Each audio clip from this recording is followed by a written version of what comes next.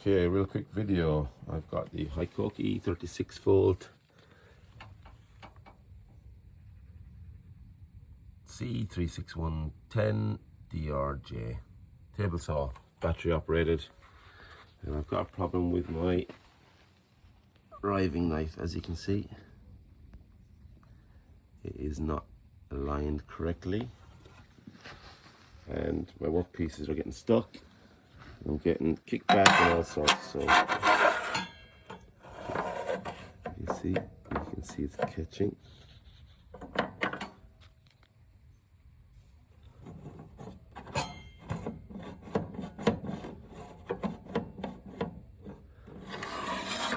Doesn't seem to be at the top. Go to maximum depth, kind of. It's just ever so slightly out there, so it's the top half that's out. Contrary to popular belief, cannot find anything online regarding adjustment, but there is an adjustment. So first of all, we take off this.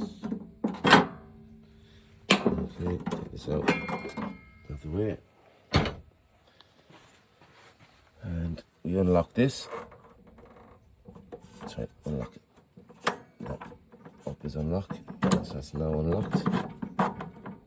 As you can see, when you look down, it's really out of alignment. There's the teeth. Okay, so you now lift up the machine,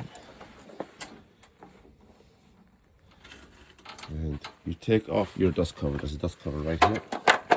Dust cover's right here. 2 screws, one there, 2 Phillips screws. That comes out cleanly. You should be taking that off regularly anyway to clean out your machine. And there is your adjustment screw. It's actually a 5mm Allen head. 5mm Allen head. That one is a 10mm for the lever. That lever I just showed you, that's 10mm, just to make sure that that's tight. So when you lever it over, it kind of gets gradually tighter as you locking it. That's the adjustment for that. This is the adjustment for the riving knife, and I will adjust that now off camera because I've only got one hand using my phone. But it's literally, you adjust it and you use your eyes on the riving knife and a set square. Adjust this until you get a dead square. Tighten everything up and then go from there. Okay, so I have the Allen key, 5mm Allen key on that nut. Just want to show you the adjustment if we can. I'll just wiggle it back and forward. See? I'm just literally wiggling that back and forward. Now,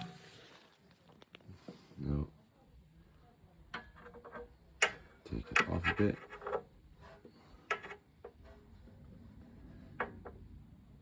Okay. Lock up our lever.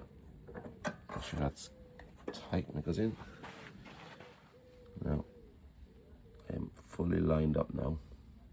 Don't forget, like, unlike every other measurement with regards to the fence, the miter, attachment, all that stuff, unlike those measurements, the riving knife actually gets lined up with the edge, both edges of the teeth.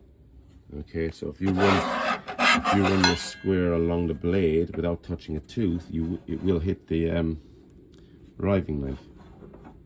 See, it's just kind of coming out 0.5 millimeter, and that will be the thickness,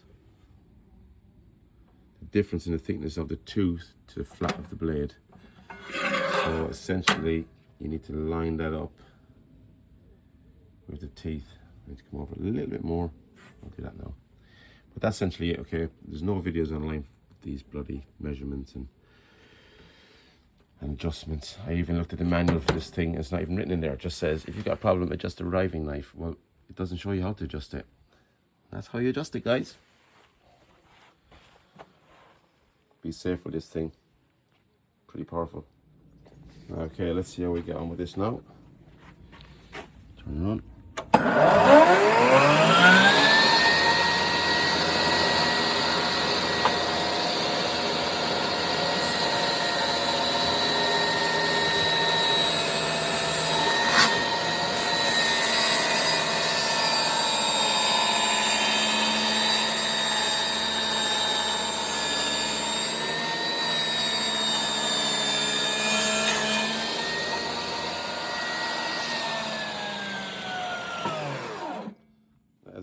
much better cut than I've been getting every other time.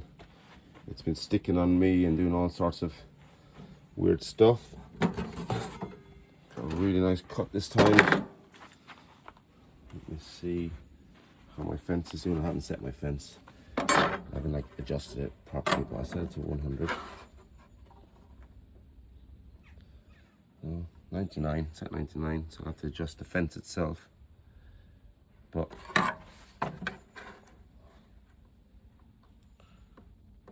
you know, it's a great saw, and Hikoki Australia could do better with their instructions. Well, that is cutting so much better. Really happy with that. If anyone wants to ask any questions about it, you obviously just ask me in the comments. I will do my best to figure out what you want to know. But as I said, it's all lined up now, cutting perfectly. Always keep it clean. You know, these things always work better when they're being looked after. It's yeah, I bought this second hand off a guy who used it a couple of times. He didn't like the fact that the battery didn't last very long. He was working on a building site. I only make cabinets every now and then, and I make chopping boards for friends, and it's handy to have that. But then I ended up buying one of these, which I'm sure he didn't realize you could buy, but it's basically a battery that plugs in. So it's got the battery fitting, and you plug it into your 240, and you can, well, it becomes a 240 volt machine then. So you can easily, you can easily get this to work all day long, which is hopefully what I'll be doing summertime. Thanks for watching. Goodbye.